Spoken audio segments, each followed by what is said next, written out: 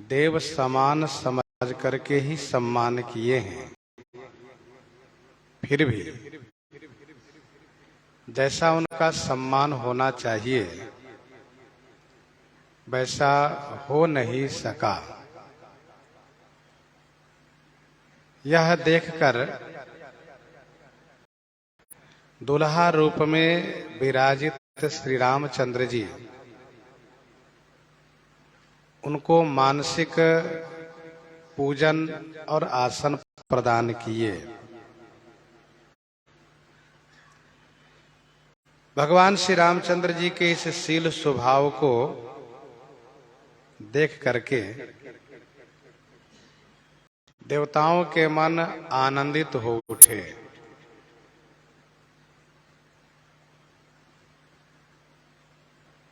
ये है भगवान श्री रामचंद्र जी का श्रेष्ठ स्वभाव। अपनों का सभी समय में ख्याल रखना।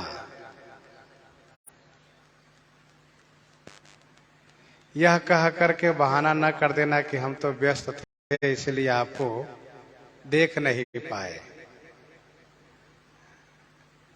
श्री राम जी ऐसा नहीं कह सकते। श्री राम जी बल्कि अवश्य अपनों का ख्याल रखते हैं और यथोचित उनका सम्मान भी देते हैं।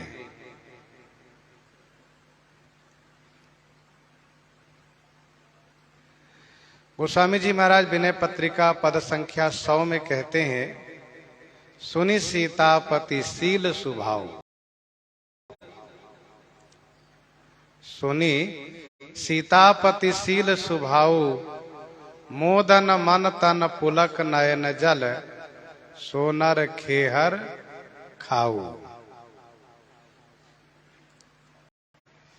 भगवान श्री सीताराम जी के श्री रघुनाथ जी के शील स्वभाव को सुन करके जिनको प्रसन्नता न होती हो, गोस्वामी जी कहते वो गधा है। सोनर खेहर खाओ। इतना सुंदर श्रेष्ठ स्वभाव शील और किस में होगा। तुलसी कहूं न राम सो साहिब शील निधान।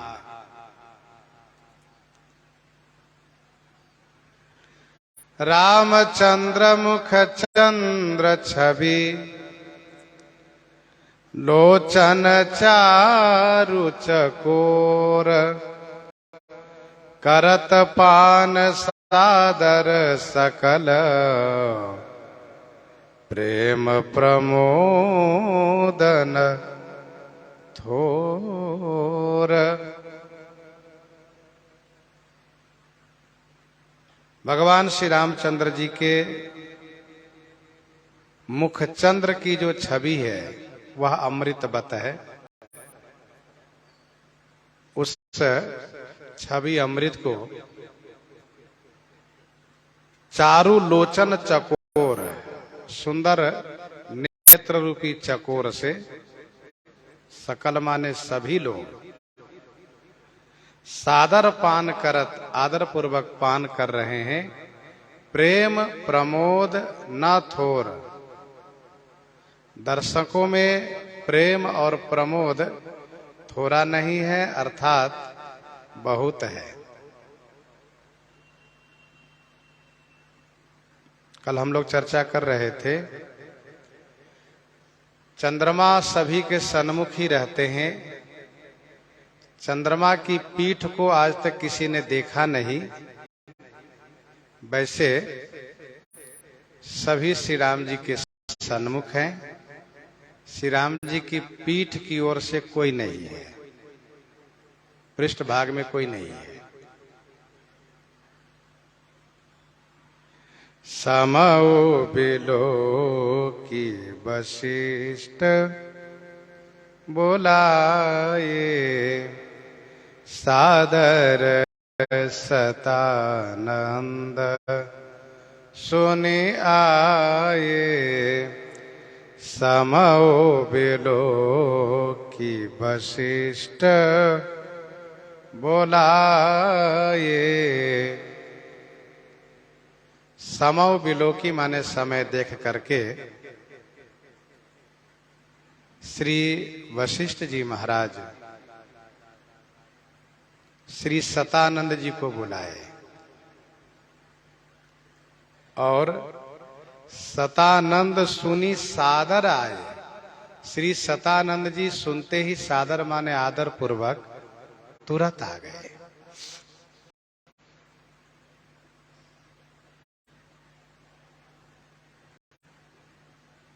संपूर्ण ऋषि मुनि समाज में श्री वशिष्ठ जी सबसे बड़े हैं। बड़ वशिष्ठ सम को जग माही, और हो भी क्यों ना, क्योंकि ब्रह्मा जी के पुत्र होने के नाते तथा सच्चिदानंद पूर्ण ब्रह्म श्री राम जी के गुरु जी होने के नाते सबसे बड़े हैं। वंश के सूर्य वंश के उपरोहित हैं। उपरोहित जी की यह जिम्मेदारी होती है समय पर शुभ कर्म को संपादित कराना।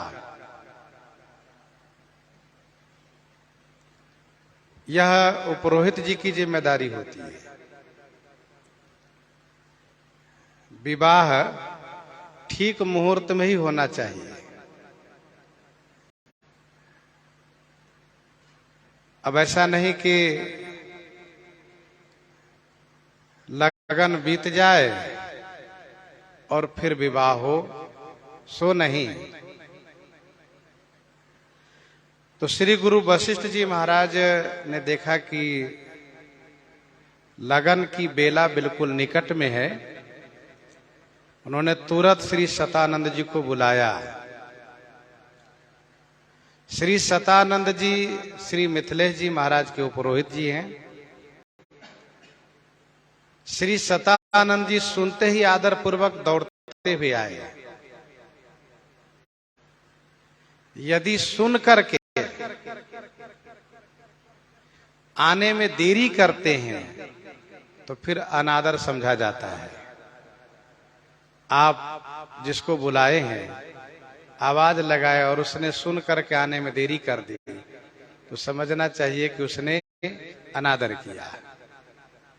सुन करके शीघ्र आना यही है आदर, यही है समादर। श्री सतानंद जी महाराज को गुरु श्री वशिष्ठ जी बुलाए, क्योंकि जब दोनों पुरोहित जी इस मांगलिक कार्य में आगे गतिमान होंगे तो मांगलिक कार्य भी समय पर संपादित होगा। श्री सतानंद जी महाराज को गुरु जी ने आदर पूर्वक बुलाया है। ऐसा नहीं कि जैसे चाहे वैसे बुला लो, बुलाने की भी एक तरीका होती है। ये सादर शब्द दोनों तरफ है। गुरु श्री वशिष्ठ जी ने सादर बुलाया है और श्री सतानंद जी सादर सुन करके आए हैं। सुन करके सादर आए हैं, शीघ्र आ गए। तब श्री वशिष्ठ जी ने क्या कहा उनसे कि बेगी कुंवारी अब आनहु जाई, चले मुदित मुनि आय सुपाई, चले मुदित मुनि आय सुपाई। अब जाई कुंवरी बेगी आनहू। अब आप जाकर के, बेगी माने शीघ्र, स्वयं जाकर के शीघ्र कुंवरी राजकुमारी जी को ले आइए। गोस्वामी जी कहते हैं मुनि आय सुपाई। मुनि श्री वशिष्ठ जी की आज्ञा पा करके श्री सतानंद जी प्रसन्न होकर के चल दिए। चले मुदित मुनि आयसु पाई।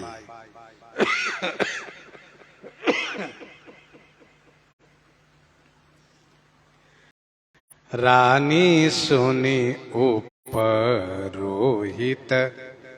बानी, प्रमुदित सखिन समेत सयानी। श्री सतानंद जी ने तुरंत जाकर के महारानी श्री सुनैना जी से कहा, महारानी जी आप शीघ्र श्री राजकुमारी जी को मंडप के लिए प्रस्थान करवाइए, मंडप पर भेजवाइए, मंडप के लिए प्रस्थान कराइए, क्योंकि वह शुभ मुहूर्त बिल्कुल निकट में आ चुका है। जो कन्यादान की बेला है, लगन है, वह निकट में है। गोस्वामी जी कहते हैं, वो पुरोहित जी की वाणी सुन करके रानी श्री सुनैना जी, रानी सुनी उपरोहित वाणी, उपरोहित वाणी सुनी रानी सयानी, सखिन समेत प्रमुदित, सखियों के सहित, प्रमुदित माने प्रकर्षेण मुदित, विशेष प्रसन्न हो गए, आनंदित हो गए।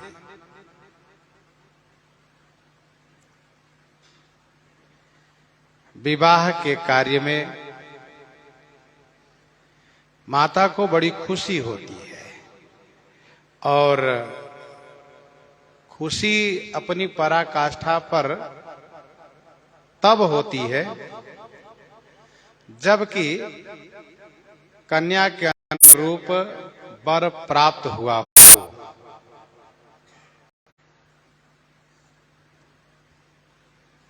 श्री सुनैना जी के सुख का वर्णन कौन कर सकता है। सयानी सखियों के साथ बहुत आनंदित हो गई। अभी श्री सुनैना जी मंडप पर जाएंगी नहीं, अभी केवल राजकुमारी जी को सखियों के साथ प्रस्थान कराएंगी, आप तो बाद में जाएंगे।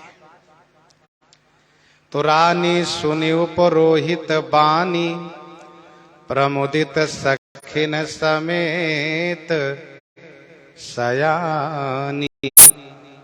सयानी का मतलब यह है कि स्वयं सयानी है, समझदार हैं, कब क्या करना है यह उनको बहुत कहना नहीं पड़ता है। श्री सुनैना जी ने तुरंत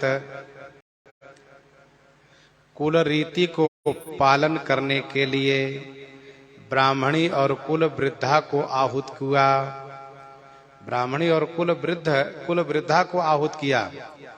विप्रवधू कुल वृद्ध बोलाई, विप्रवधू कुल वृद्ध बोलाई, करी कुल रीति सुमंगल गाई, करी कुल रीति सुमंगल गाई। विप्रवधू कुल वृद्ध बोलाई। विप्रवधू अर्थात ब्राह्मणियों को, कुल वृद्ध कुल की जो वृद्धा हैं उनको महारानी जी ने बुलाया। यहाँ पर कन्या को मंडप पर भेजने के पूर्व केवल कुल रीति होती है, वेद रीति नहीं। इसलिए कहा सुमंगल गाई कुल रीति करी, सुमंगल गीत गाती हुई कुल रीति संपादन की है। विवाह के एक एक रस्म को मंगल गीत के साथ ही पूरा किया जाता है। जिस प्रकार से पुरोहित जी ब्राह्मण देवता वेद मंत्र के साथ विधि संपादित कराते हैं, नियम को पूरा कराते हैं, एक एक रस्म को पूरा कराते हैं, वैसे ही सुवासिनी हर एक रस्म पर मंगल गीत गाती है। जल भी लेना हो तो उसके लिए भी मंगल गीत गाएंगे, हाथ में मांगलिक वस्तु देनी है तब भी मंगल गीत गाएंगे। चलना तब शुरू होगा जब मंगल गीत होगा। तो करिकुल रीति सुमंगल गाई, सुंदर मंगल गीत गाती हुई कुल रीति पूरा की है। ब्राह्मणियों की आयु क्षत्रानियों से विशेष होती है। उन ब्राह्मणियों को बुलाया जिन्होंने कुल रीति को भली भांति पालन कराया है, साथ साथ कुल की जो वृद्धा है उनको बुलाया जिन्होंने कुल की रीति को भली भांति से जान करके संपादित कराया।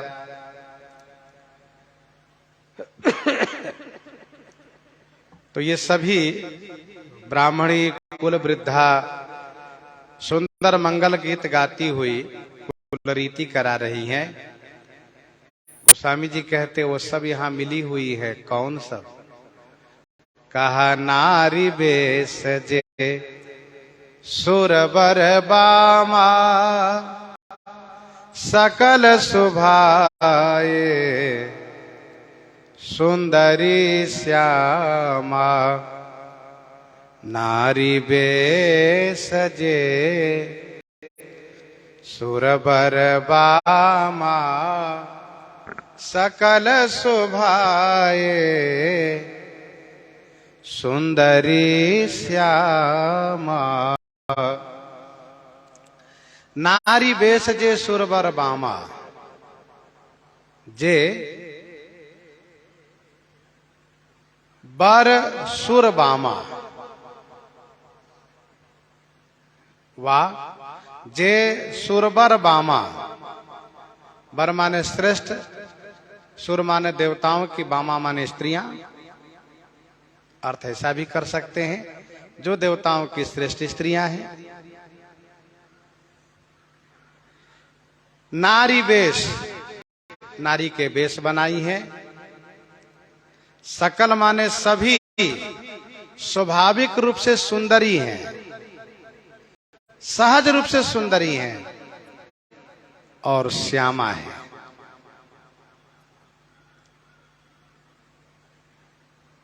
नारी बेस जे सुरबर बामा, ये वे सब श्रेष्ठ देव स्त्रियां हैं जिनकी चर्चा गोस्वामी जी ने पहले की है। सची शारदा, सची शारदा रमा भवानी, जे सुरतीय सुचि सहज सयानी। कपट नारी बर वेश बनाई, मिली सकल रनिवास ही जाई। कपट नारी बर वेश बनाई, मिली सकल रनिवास ही जाई।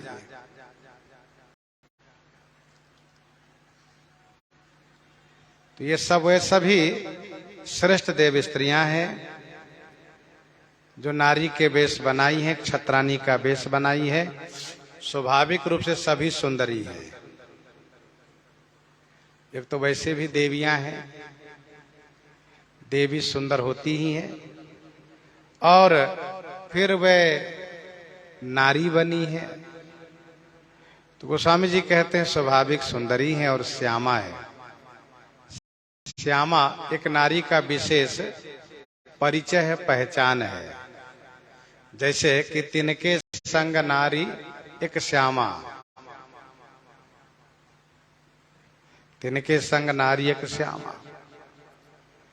श्यामा उन्हें कहते हैं जिनकी आयु कम हो और जो अभी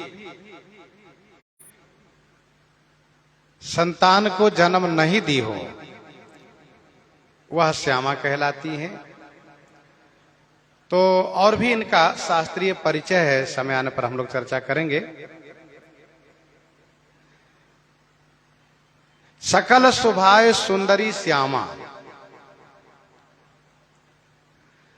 देवियां सब सुंदरी सुवासिनी बनी है, सब सुहागिन है, सब श्यामा है। तिन्हि देखी सुख पावहि नारी, बिनु पहिचानी प्राण ते प्यारी, बिनु पहिचानी प्राण ते प्यारी। तिन्हि देखी सुख पावहि नारी, तिन्हि माने उन्हें देख करके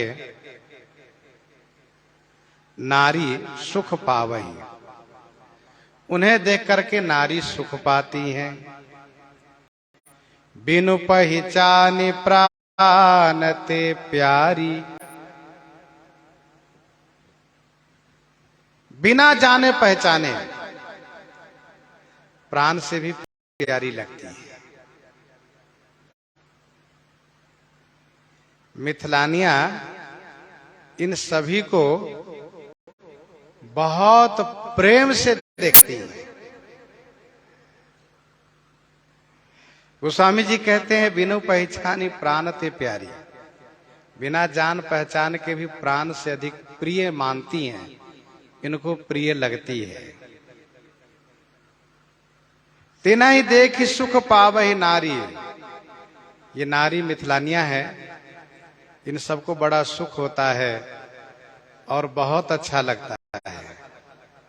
स्वाभाविक है कि विशिष्ट महापुरुष अपने आप को छुपा करके भी यदि किसी समाज में जाते हैं, कहीं भी समाज में जाते हैं, तो उनके द्वारा वहां के समाज को सुख प्राप्त होता है। भले ही इन देवियों को इन नारियों ने नहीं पहचाना है, अच्छा देख करके सुखी हो रही हैं, बड़ा सम्मान कर रही हैं, इनका नेत्र आनंदित हो रहा है, मन आनंदित हो रहा है, लेकिन वाणी ये नहीं कह रही कि एक बार पूछ लो कौन हो तुम, क्योंकि श्री सरस्वती जी वाणी को स्तब्ध कर रखी है। पूछना ना, देख के आनंद लो, पूछो मत। तो बिनु पहचान, क्योंकि पूछने पर ये देवी है, झूठ बोलेंगी नहीं, इसलिए पूछती नहीं है। बिनु पहचानी प्राण ते प्यारी, नेत्र और मन दोनों इनमें अनुरक्त है इनका। और इन देवियों को महारानी श्री सुनैना जी कहा, वे भी बहुत सम्मान कर रही है। बार बार सन्मान ही रानी, उमा रमा शारद समजानी, बार बार सन्मान ही रानी।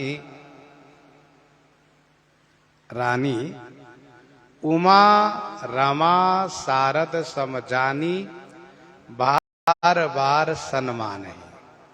अब देखिए मिथिलानियां तो इनको बिना पहचाने ही प्राण से अधिक प्रिय मान रही हैं, और श्री सुनैना जी तो ये मान रही हैं देवी उमा ऐसी होगी, देवी रमा ऐसी होंगी, और देवी शारदा इनकी जैसी होंगी। अरे चलो हमने उनको तो नहीं देखा, इनको देख रही है, ये उमा समान है, रमा समान है, ये शारदा समान है, ये सची समान है। इस प्रकार से उमा रमा शारद समजानी, रानी बार बार सन्मान है। तो काहे ने एक बार पूछ लेती हैं, क्यों आप उमा जी तो नहीं है? आप रमा जी तो नहीं है? कहा यही तो बात है, पूछ नहीं सकती। दृष्टि जाती है उन पर, सम्मान करती हैं लेकिन पूछती नहीं है। बार बार सन्मान ही रानी, बड़ा ख्याल रख रही है, उनको आगे कर रही हैं, उनको विशेष मंगल मांगलिक वस्तु हाथ में दे रही हैं और आगे की पंक्ति में उनको रख करके उनसे गीत गवा रही हैं। अब शारदा गा रही हैं आगे, फिर क्या कहना है। शारदा जी गा रही हैं और रमा जी और उमा जी संगति कर रही हैं, सची जी संगति कर रही हैं और फिर सभी अन्य सखियां स्वर में मिला करके और बढ़िया आनंद की वर्षा कर रही हैं। फिर क्या कहना है।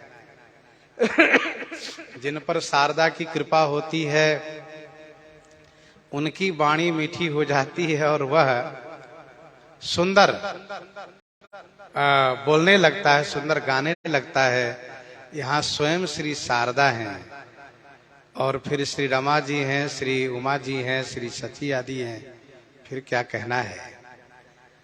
तो बार बार सन्मान ही रानी, उमा रमा शारद समझानी।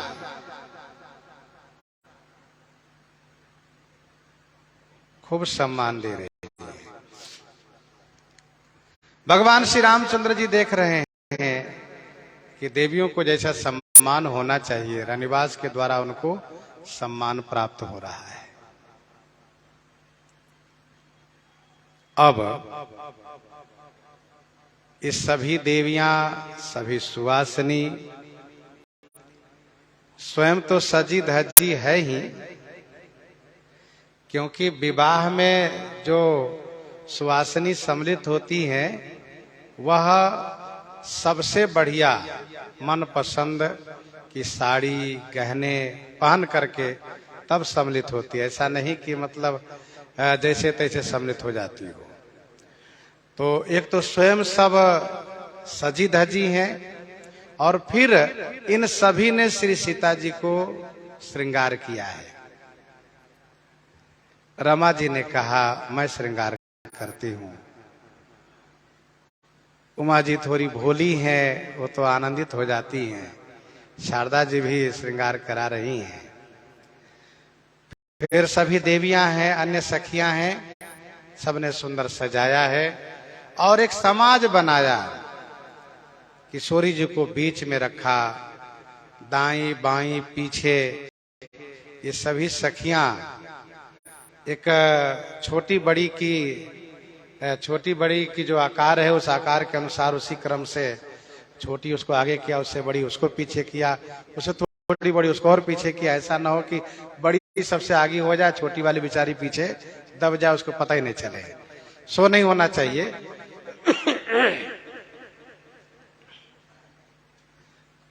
यद्यपि विद्यालय में सभी बातों की शिक्षा दी जाती है, लेकिन वो शिक्षा विद्यालय तक ही रहती। कहीं भी कोई कार्यक्रम हो तो फिर देखो तो सब ऐसे ही जैसे तैसे खड़े हो जाते हैं लोग। तो सीए समारी समाज बनाई, मुदित मंडप ही चली लबाई। सीए संवारी समाज बनाई, मुदित मंडप ही चली लबाई।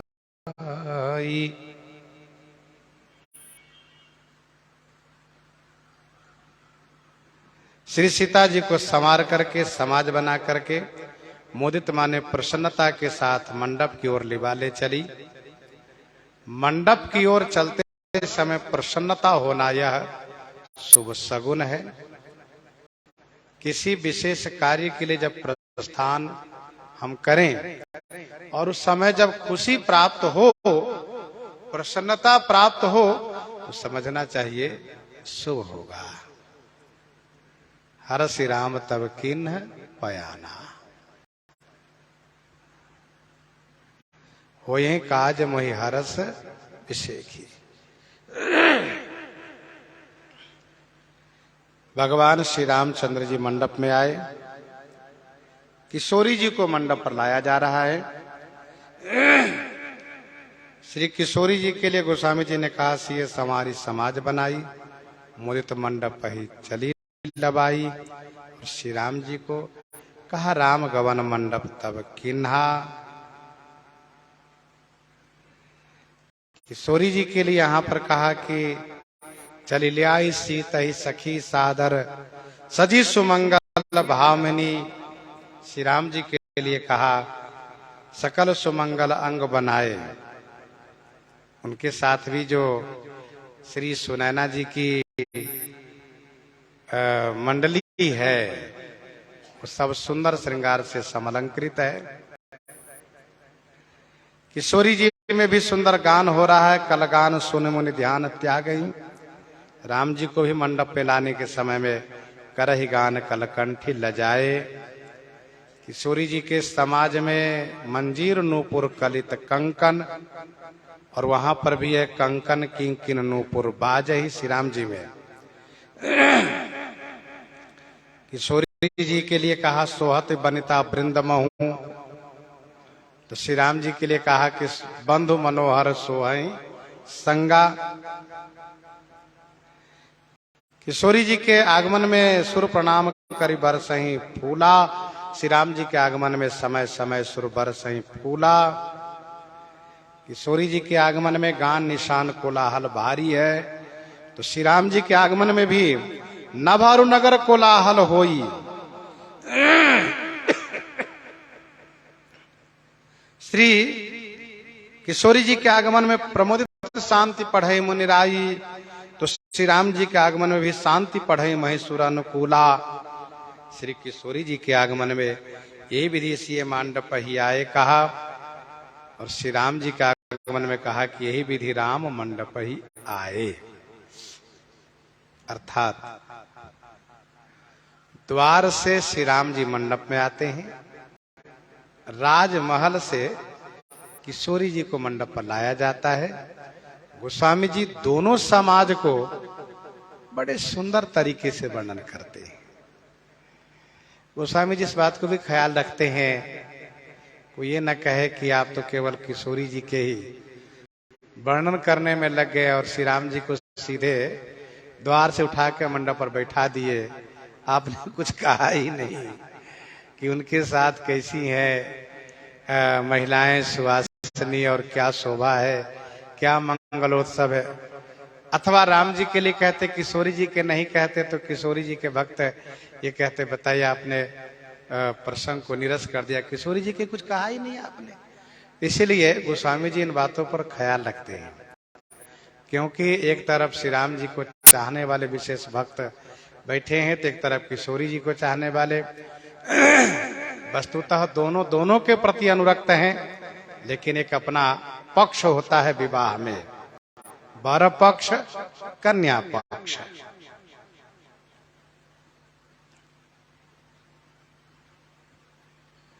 बड़ी प्रसन्नता के साथ मंडप में लिवाले चली। चली ल्याई सीतई सखी सादर, सजी सुमंगल भामिनी। नव सप्त साजे सुंदरी सब मत कुंजर गामिनी। मत कुंजर गामिनी। चली ल्याए सीतई सखी सादर।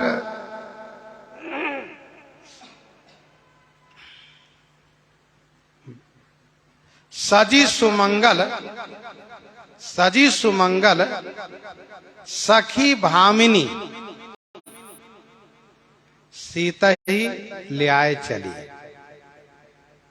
सुमंगल साज सजा करके सखी और भामिनी। भामिनी का अर्थ होता है कांतिवती, रूप होवती।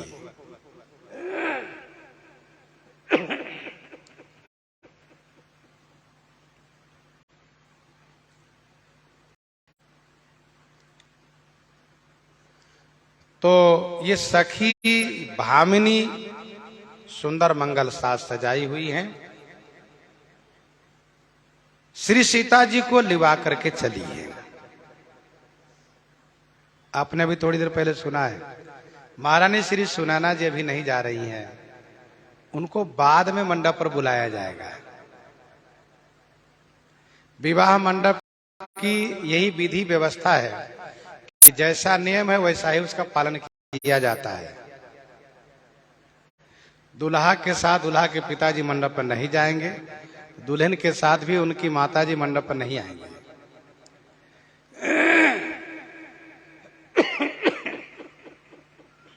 जब उपरोहित जी जिनको बुलाएंगे, जब उपरोहित जी जिनको आने का आदेश देंगे वही आएंगे, सखी जो कहेंगे वही होगा। यहाँ पर उपरोहित जी और सखी यही यहाँ के विशेष रूप से निर्देशक होते हैं।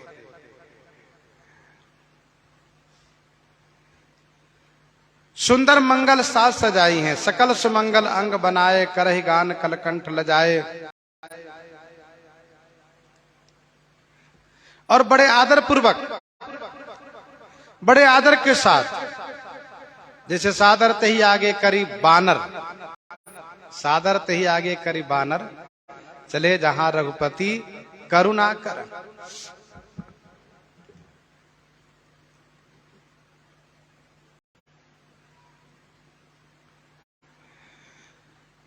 तो बड़े आदर के साथ लिवा करके चल रही हैं। गोस्वामी जी को इतना कहने से भी संतोष नहीं हुआ।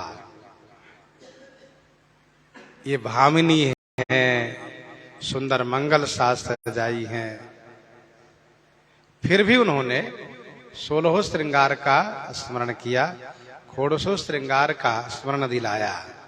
नव सप्त साजे सुंदरी सब मत कुंजर गामिनी, मत कुंजर गामिनी।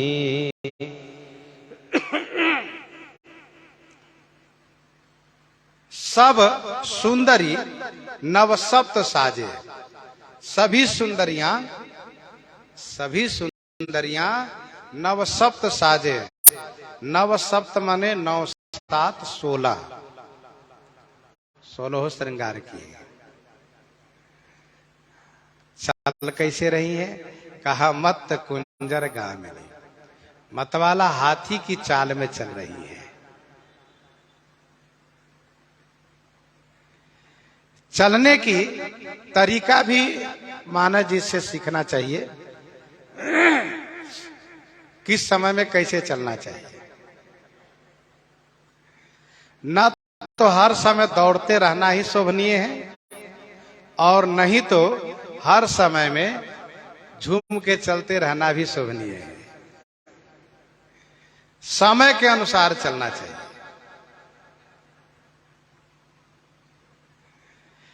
अब मान लो स्वामी बुलाते हो किसी विशेष सेवा के लिए, सेवक झूम के चल रहे हो, तो समयोचित चाल नहीं है।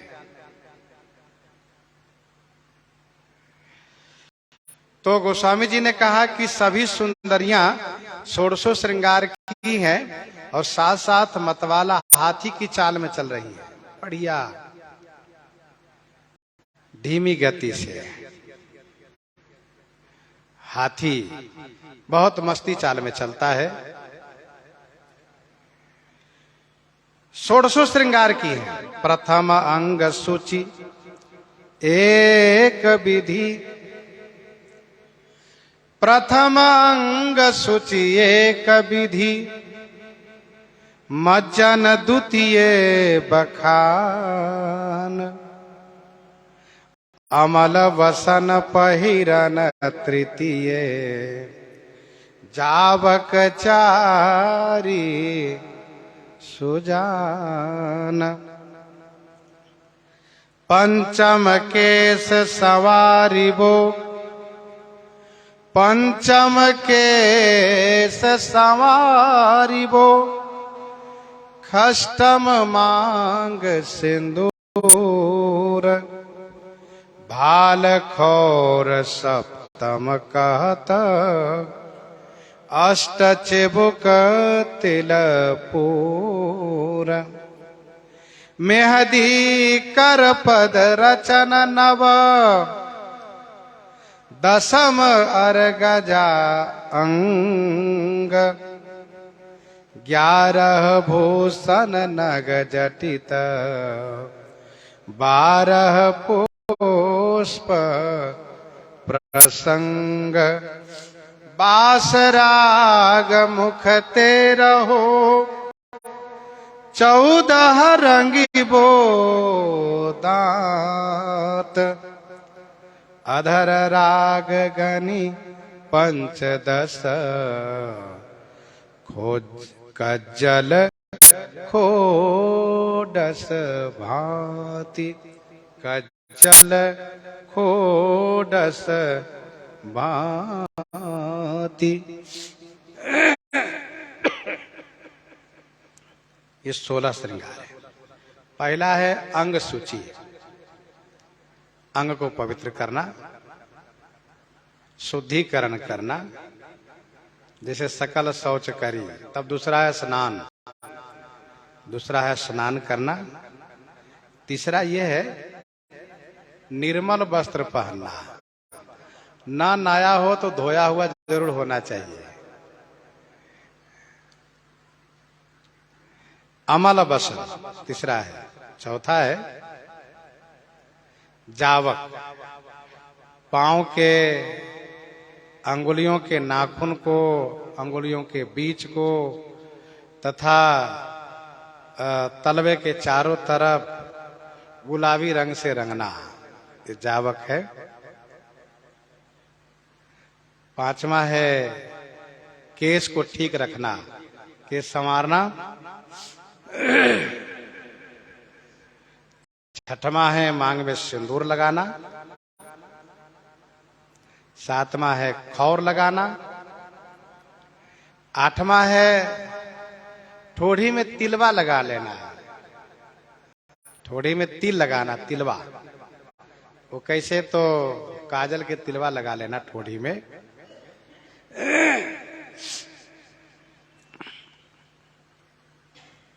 9वां है मेहंदी लगाना, 9वां है मेहंदी लगाना।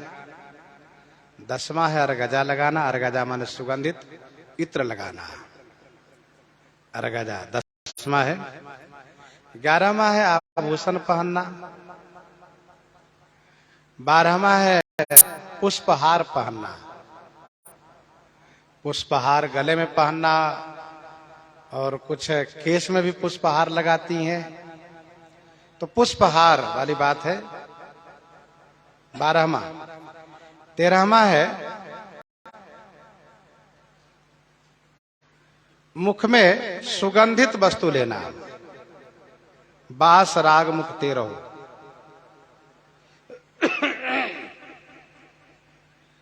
14वां है दांत रंगना, दांत रंगना 14वां है।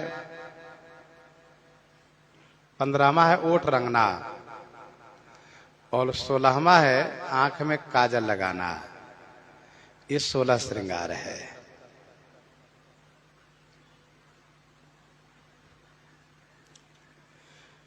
नव सप्त साजे सुंदरी सब, मत कुंजर गामिनी कल। गान सुन मुनि ध्यान, त्याग ही काम को किलला जही। हो काम को किलला जही।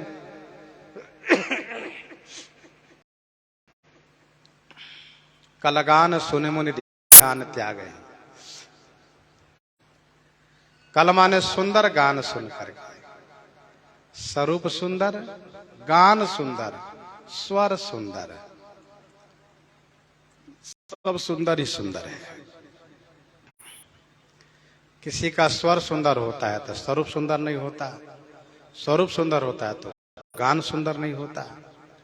किसी किसी का यह सौभाग्य होता है कि उनको सब सुंदर होता है। यहाँ तो मिथिला जी हैं, यहाँ सब सुंदर है, गान भी सुंदर, स्वर भी सुंदर, स्वरूप भी सुंदर। कल गान सुनी मुनि ध्यान त्यागहि। कल माने सुंदर गान सुन करके मुनि लोग अपना ध्यान त्याग दिए, ध्यान छोड़ दिए। कामदेव कोकिल बना, कामदेव कोयल बना, कोयल बन करके मिथिला में आया और वह इन देवियों को, मिथिलानियों को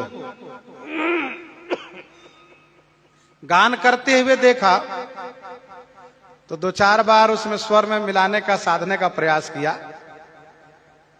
लेकिन उसको लगा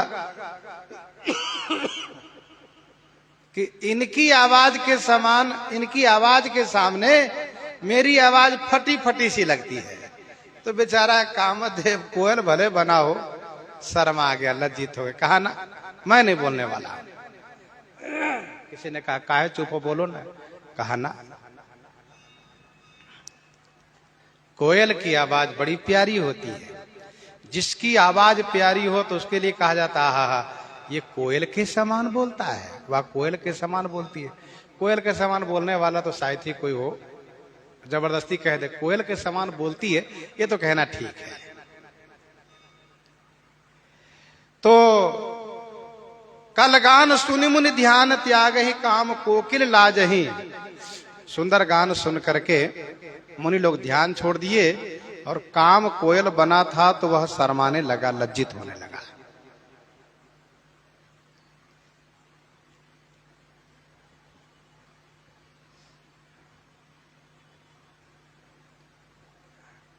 भले ही श्री किशोरी जी को मंडप पर लिवा लेकर के चल रही है, लेकिन ये जो गा रही है, इनकी गायन में श्री किशोरी जी का मंगलमय चरित्र है। और एक बात ध्यान दीजिएगा, गायन गायन वो होता है जिसमें वह सभी बातें स्पष्ट हो कि जो वो गायन में कहा जा रहा हो। अब कुछ गायन जिसको शास्त्रीय संगीत कहते हैं वो इतना कठिन होता है कि उसमें पता नहीं चलता क्या गाया जा रहा है, केवल आलाप। तो सो नहीं, गायन इतना बढ़िया है कि गायन भी सुंदर और आवाज स्पष्ट, जिसमें श्री किशोरी जी का मंगलमय चरित्र का गायन हो रहा है।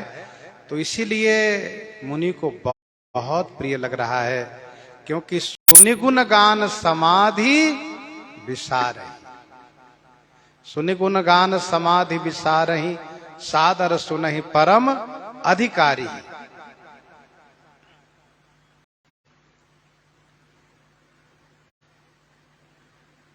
महात्माओं का ध्यान छूटना शुभ भी है और अशुभ भी है। कहिए कैसे? जैसे कोई मुनि महात्मा ध्यान लगाए हैं और बगल में कोई शोरगुल शुरू हुआ, यदि उनका ध्यान छूट गया और उनको बुरा लग गया, अरे बताओ मेरा ध्यान भंग कर दिया इसने, तो उसके लिए अशुभ होगा।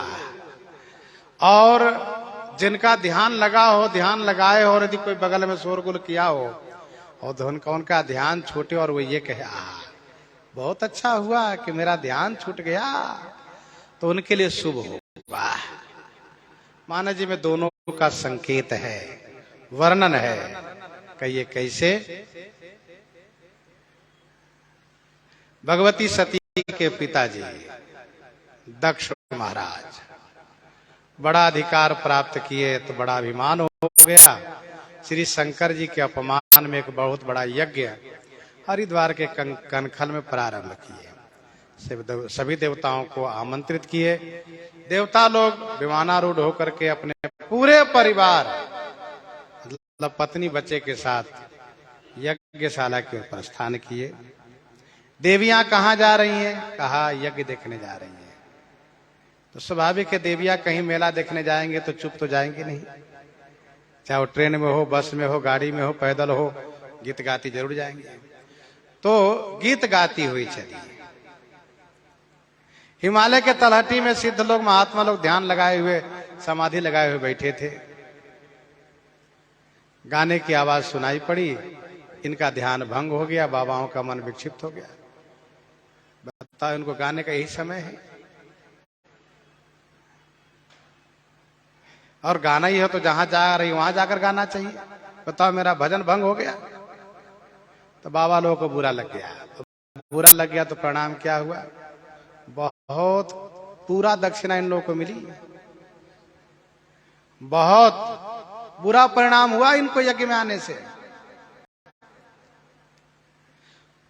सुर सुंदरी करही कल गाना, सुर सुंदरी करही कल गाना, सुनत श्रवण छूटहि मुनि ध्याना।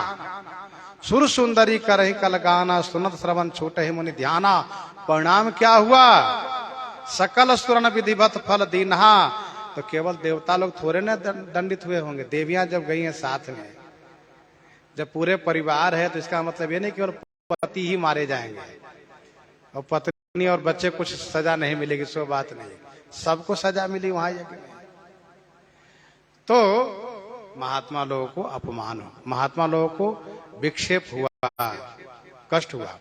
भगवान श्री रामचंद्र जी कहते हैं महर्षि श्री वाल्मीकि जी से, महाराज हमें वह स्थान बताइए जहां रहने से किसी मुनि महात्माओं को भजन में विक्षेप नहीं होना चाहिए, क्योंकि मुनि तापस जिनते दुख लहाई, ते नरेश बिनु पावक दहाई। तो जिन के द्वारा मुनि महात्मा का भजन भंग हो उनको क्लेशित होना पड़ेगा, और जिनके द्वारा भजन भंग होने पर महात्मा प्रसन्न होकर के उनको साधुवाद देते हो, वाह भैया बहुत अच्छा तुमने मेरा भजन अभी भंग कर दिया, तो उसको कल्याण होगा। वो कहा पंपा सरोवर पर भगवान श्री रामचंद्र जी भैया लक्ष्मण जी के साथ पहुंचे हैं, सरोवर में स्नान करके पंपा किनारे बैठे हैं। और वहीं कुछ दूरी पर मुनि महात्मा लोग बिल्कुल मेरुदंड सीधा किए हुए, पद्मासन लगाए हुए, ध्यान लगाए हुए, ध्यान में समाधि मग्न है। तो कोयल ने क्या किया, उनके पास जाकर कुहू कुहू कुहू करना शुरू कर दिया। इतना कुहू करना शुरू किया कि उनकी समाधि भंग हो गई। कुहू कुहू कोकिल धुनि करही, सुनिरव सरस ध्यान मुनि टरही। वो चाहते हम ध्यान में रहें, लेकिन ध्यान टरही, ध्यान टल जा रहा है। जैसे ध्यान टला तो उनको आहट मिला, आहा हम जिनको ध्यान कर रहे थे वे तो कहीं आसपास में दिख रहे लगता है। खड़े हुए और कुछ आगे बढ़े तो देखा कि श्री राम जी, लक्ष्मण जी। तो उन महात्माओं ने कोयल को बहुत धन्यवाद किया, साधुवाद किया, तुम्हारी आवाज ऐसी बनी रहे लोकप्रिय, हाँ तुम्हारा कल्याण हो, इस प्रकार से आशीर्वाद दिया। अब वैसे यहां पर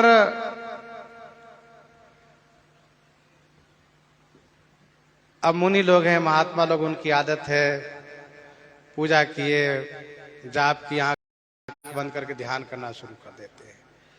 तो मानो इन सुर सुंदरियों ने, देवियों ने गायन के माध्यम से उनसे कहा,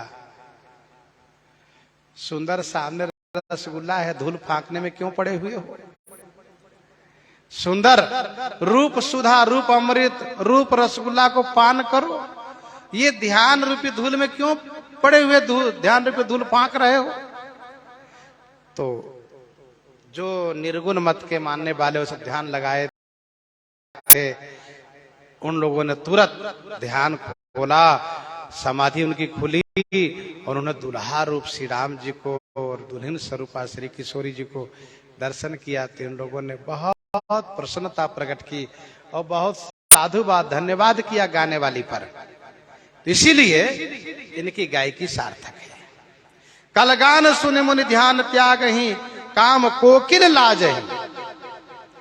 कहने का मतलब यह है, कहने का अभिप्राय यह है कि जिनके जिस कार्य से मुनि महात्माओं को भगवान का दर्शन लाभ प्राप्त हो, भले समाधि खुल जाए, भले भजन भंग हो जाए, तो उनको महात्मा का आशीर्वाद लगता है। और जिनके द्वारा, जिनके कृत्य से, जिनके कार्य से मुनि महात्मा का भजन भी भंग हो और भगवान भी न मिले, माया मिले न राम, तो उनको बुरा लगेगा, तो फिर परिणाम तो बुरा होगा ही। गोस्वामी जी आगे कहते हैं, काम कोकिल लाजहि, काम रूपी कोई लज्जित हो रहे हैं। मंजीर नूपुर कलित कंकन ताल गति बरबाजहि, ताल गति बरबाजहि।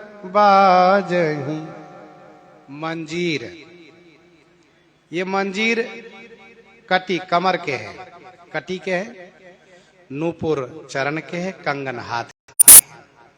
मंजीर, नूपुर, कंकन, कलित माने सुंदर, ताल गति, ताल की गति पर, ताल की गति पर, बर माने सुंदर श्रेष्ठ, बाजही माने बज रहे हैं। देखो, बाजा की आवाज तब प्रिय लगती है जब सबकी ताल मिल रहा हो। जब सबका ताल मिल रहा हो तब उसकी आवाज अच्छी लगती है। पता चला कि हारमोनियम की आवाज अलग है और तबला की आवाज अलग है। मजीरा पूरब जा रहा है, तबला पश्चिम जा रहा है। सुनने वाले कहते हम दक्षिण जा रहे हैं। और यदि सबकी आवाज बिल्कुल उसी जगह केंद्रित हो रही हो तो जाने वाला भी कहता हम अब जा नहीं रहे, हम यही रहेंगे। तो ताल गति, ताल की गति होनी चाहिए। ताल बेताल हो जाए तो गति अगति हो जाती है। हाँ, तो मंजीर नूपुर कलित कंकन ताल गतिबर बाजे। अब आप जरा सोचिए, ये महिलाएं जो सुहासिनी हैं, सखियां हैं, चल रही हैं, इनके आभूषण इस ताल से बज रहे हैं, जो बाजे बज रहे हैं उससे मिल रहा है बिल्कुल। तो चलने की इनकी तरीका है, चलने का क्रम है। अब जिनको चलने आएगा उन्हीं को ताल आएगा, अब चलने ही नहीं आएगा ताल तो बेताल हो ही जाएगा। अनुहरि ताल गति ही नट नाचा, कंकन किंकिन नूपुर धुनि सुनी, कहत लखन सन राम हृदय गुनी। ये तीनों आभूषण बज रहे हैं। सोहति बनिता वृंद मह, सहज सुहावनी सीय, छवि ललना गन मध्य जनु, सुख मातिये कमनीय, सुख मातिये कमनीय। बनिता वृंद मह, सहज सुहावनी सीये सुहाती। किशोरी जी सहज सुहावनी है, स्वाभाविक सुंदरी है। उन बनिता माने सुवासिनी सखियों के मध्य में सुशोभित हो रही हैं।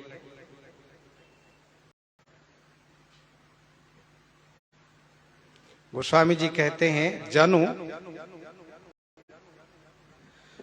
छवि ललना गण मध्य, छवि रूपी ललना गण माने स्त्री गण के मध्य में, कमनीय सुखमातीय, कमनीय माने सुंदर, सुखमा माने परम शोभा रूपी स्त्री है। किशोरी जी के साथ केवल सखी ही नहीं और भी स्त्रियां हैं। इसलिए मानसकार कहते हैं कि सोहति बनिता वृंदमऊ, सहज सुहावनी सीय, शोभा वैसी ही है, शोभा वैसी ही है। कैसी? तो गोस्वामी जी पहले ही कह चुके हैं कि सखी न मध्य से सोहती कैसे, सखी न मध्य से सोहती कैसे, छविगा न मध्य महाछवि जैसे।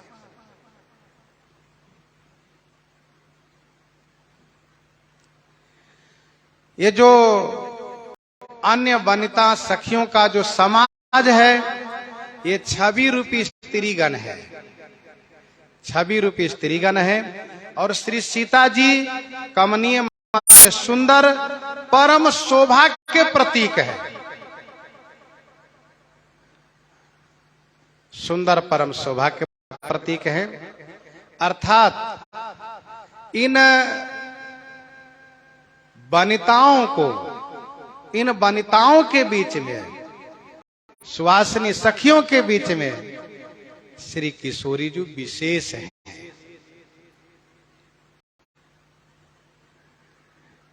वैसे भी दुल्हन विशेष रूप से दिखती ही है, वैसे भी दुल्हन विशेष रूप से दिखती है, लेकिन यहां तो स्वाभाविक रूप से विशेष है। सुंदरता कहाँ सुंदर करए, सुंदरता कहाँ सुंदर करए, छवि गृह दीप शिखा जनु बरई, छवि गृह दीप शिखा जनु बरई। अद्भुत शोभा हो रही है। गोस्वामी जी कहते हैं, सिए सुंदरता बरनी न जाई, लघुमति बहुत मनोहरताई, सिए सुंदरता बरनी न जाई, लघुमति बहुत मनोहरताई। सिए सुंदरता बरनी न जाई। श्री सीता जी की सुंदरता वर्णन नहीं की जा सकती है, श्री सीता जी की सुंदरता वर्णन नहीं की जा सकती है। लघुमति बहुत मनोहरताई,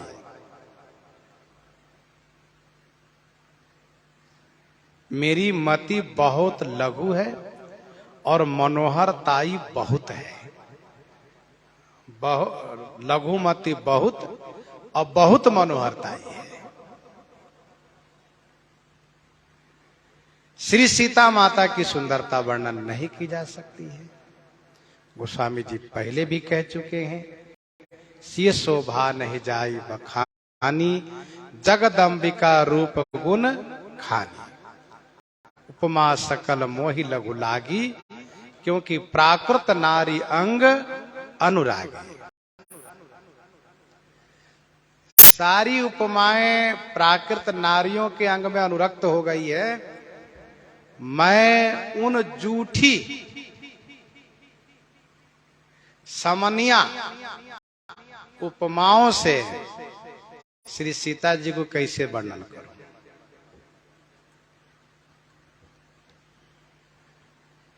फिर कवि होने के नाते एक के विशेष उपमा की खोज की है। कवि होने के नाते एक विशेष उपमा की खोज की है। विशेष उपमा के लिए एक विशेष सागर मंथन के सामग्री, फिर उसका मंथन से फिर श्री लक्ष्मी जी का प्राकट्य, ये सब विशेष रूप से किया। जो छवि सुधा पयोनिधि होई, परम रूप में कच्छप सोई, शोभा रज मंदर सिंगारू, मथई पानी पंकज निज मारू। इस प्रकार से एक अद्भुत उपमा की तैयारी है, उपमा खोज की तैयारी है। यही विधि उपजे लक्ष्य जब, सुंदरता सुख मूल। गोस्वामी जी ने कहा फिर भी तदपि संकोच समेत कवि कहीं सिए समतुल, कहीं सिए समतुल।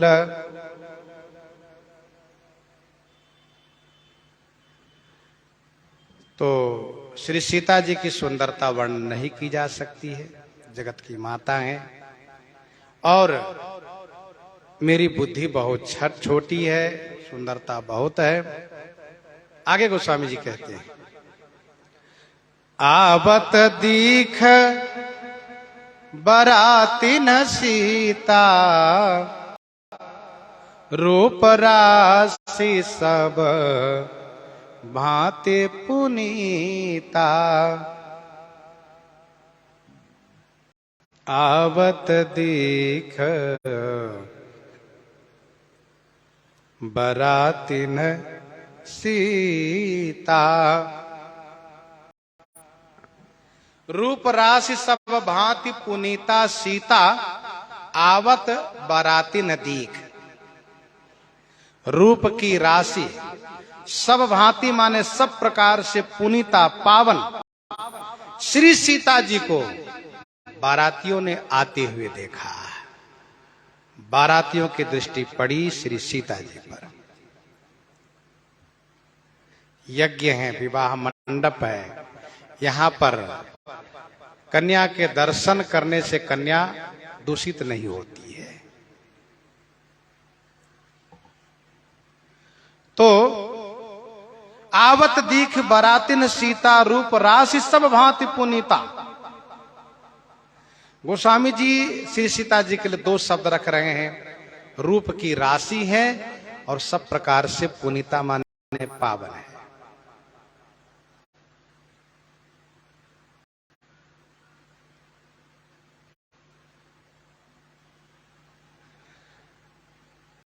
श्री किशोरी जी का जब अपहरण हुआ तो श्री राम जी कहते हैं, हाँ गुण खानी जानकी सीता, रूप राशि सब भांति पुनीता।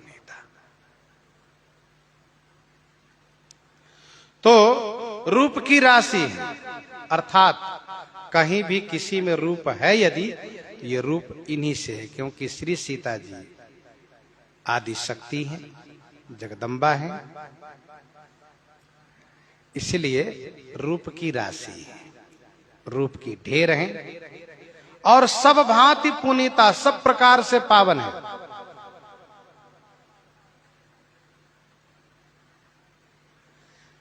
श्री किशोरी जी पावनता को स्वयं प्रमाणित करती हैं। जौ मन बच क्रम मम उर माही, जौ मन बच क्रम मम उर माही, तजी रघुवीर आन गति नाही, तो कृषानु सबके गति जाना, मो कह हो श्रीखंड समाना।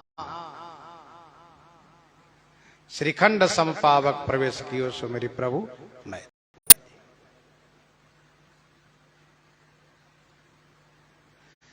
सब भांति पुनीता का मतलब यह है कि ये भूमिजा है, हाल चलाने पर भूमि से प्रकट हुई है, गर्भवास करके इनका जन्म नहीं हुआ है। गर्भ में वास होने से सब प्रकार से पवित्र कहना उतना अच्छा नहीं होगा, क्योंकि गर्भाशय जो है वो अपवित्र अशुद्ध स्थान है, गर्भास्थान। तो जिनका प्राकट्य सांसारिक जीवों की तरह नहीं बल्कि भूमि से हुआ है, इसलिए सब भांति पुनीता पवित्रता है। दूसरी बात यह है कि पवित्र आचरण, मनुष्य की पावनता होती है उनके सदाचरण से। पवित्र आचरण है तो रूप राशि सब भांति पुनीता। श्री सीता जी को बारातियों ने आते हुए देखा तो सब ही मन किए प्रणाम, सब ही मन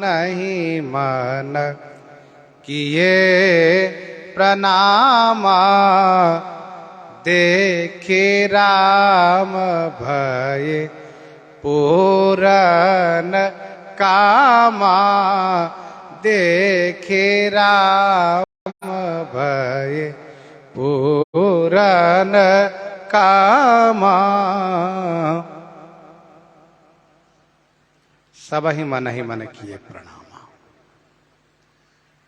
लोक मर्यादा यह नहीं है कि मंडप पर उपस्थित बाराती दुल्हन को प्रणाम करें, लेकिन श्री सीता जी का वह तेज, वह सौंदर्य, वह आभा, वह गुण बारातियों को बरबस प्रभावित किया। इसलिए बारातियों ने सभी ने मन ही मन प्रणाम किए। जिस प्रकार से भगवान श्री रामचंद्र जी गुरु श्री विश्वामित्र जी के साथ अमराई में ठहरने के बाद ससमाज जनक जी के आने पर जब श्री राम जी वहां पर बाग से आते हैं तो इनको देख करके सब एकदम से प्रभावित होकर के, स्तंभित होकर के उठकर खड़े हो जाते हैं। उठे सकल जब रघुपति आए, ये श्री राम जी का तेज है। वैसे ही अयोध्यावासी बारातीगण मंडप पर बैठे हैं, किशोरी जी आई तो उनके तेज से एकदम से प्रभावित होकर के सबने मन ही मन प्रणाम किए। सब ही मन किए प्रणामा।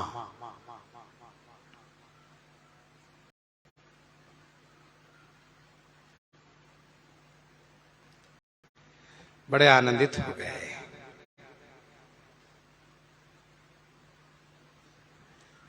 किशोरी जी को देख करके श्री राम जी की ओर देखने लगे तो देख ही राम भय पूरन कामा। श्री राम जी को देख करके सब पूरन काम हो गए। क्या मतलब? अयोध्या वासियों को बड़ा अभिमान था, अयोध्या वासियों को बड़ा अभिमान था।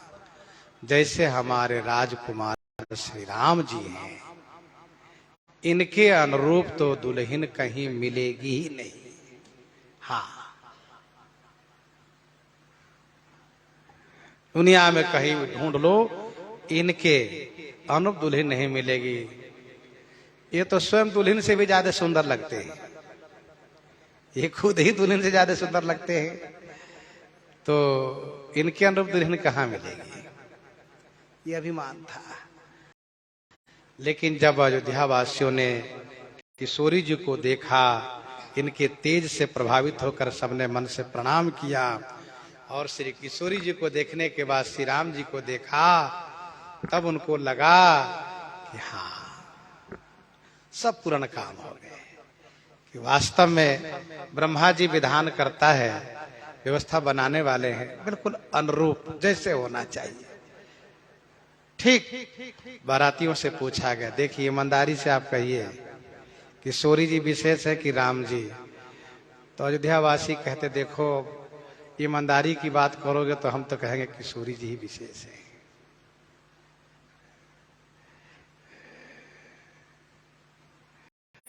एक सखी ने कहा श्री राम जी से, राम जी आप बहुत अभिमान करते हैं, बड़े सुंदर है, बड़े सुंदर है, लेकिन आप श्री किशोरी जी की छाया को देख लीजिए तो आपको पता चलेगा कि आप उनकी छाया बराबर हैं, आप उनके बराबर भी नहीं है। गर्व करहूं रघुनंदन जनि मन माह, देखूं आपन मूर्ति सिए की छा। तो देख ही राम भय पूरन कामा, श्री राम जी को देख करके पूर्ण काम हो गए, अर्थात सबको बड़ी खुशी हुई। दूसरा अर्थ इसका ये है कि मंडप पर आती हुई श्री सीता जी को जब श्री राम जी ने देखा तो श्री राम जी पूर्ण काम हो गए। श्री राम जी पूर्ण काम हो गए? कहाँ, अभी तक अधूरे काम वाले थे, अब पूर्ण काम हो गए।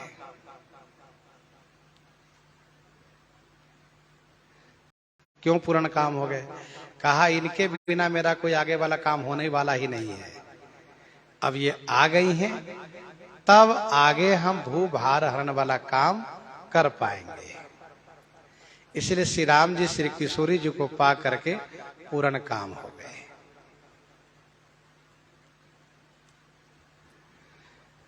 श्रीमद् वाल्मीकि रामायण में वर्णन है, जब श्री किशोरी जी श्रीमद् वाल्मीकि जी महाराज के आश्रम पर, श्री वाल्मीकि जी महाराज के आश्रम पर चली जाती हैं, और जब लोग इनको ऋषि लोग यज्ञ करने के लिए कहते हैं तो श्री राम जी कहते हैं मुझे कुछ नहीं करना है।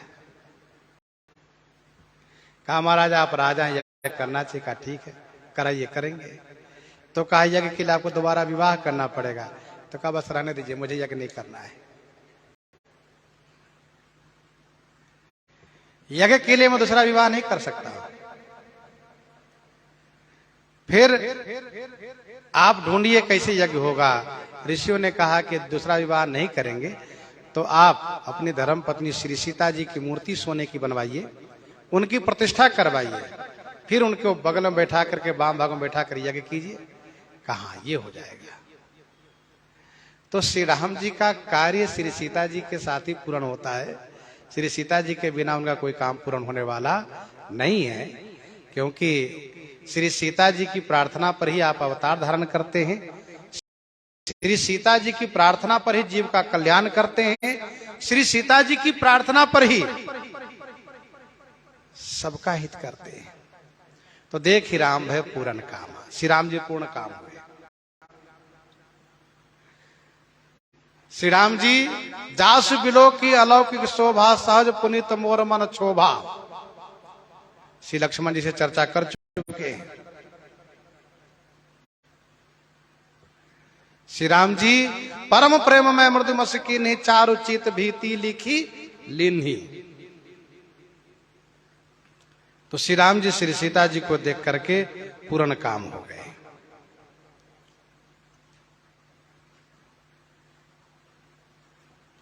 अवतार के कार्य को ध्यान में रख करके श्री राम जी पूर्ण काम हो गए। हर से दशरथ सुतन समेता, कहीं न जाई उर आनंद चेता। हर से दशरथ सुतन समेता।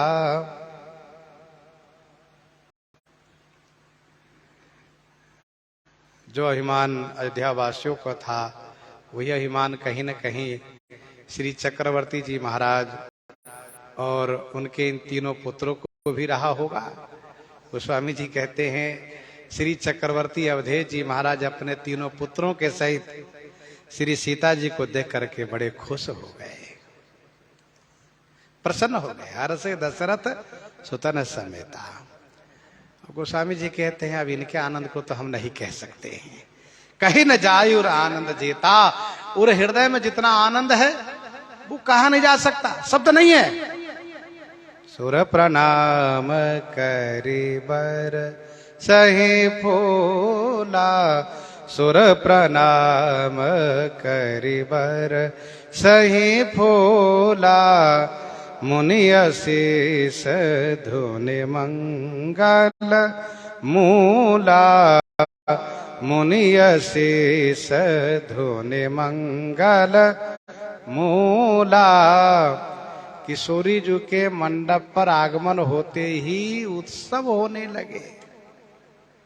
देवता प्रणाम करके फूल बरसा रहे हैं, मुनि लोग आशीर्वाद और ब्राह्मण लोग मंगलमय वेद पाठ की ध्वनि प्रकट कर रहे हैं, मंगल मूल आशीर्वाद की ध्वनि प्रकट कर रहे हैं। गायन हो रहा है, नगाड़े बज रहे हैं, वेद पाठ हो रहे हैं, कोलाहल मचा हुआ है, हर्षोल्लास छाया हुआ है। इसी प्रकार से श्री किशोरी जी विवाह मंडप पर आई हैं। प्रसंग को यहीं पर हृदयंगम करते हुए आइए श्रवण करते हैं श्री भक्तमाल जी से।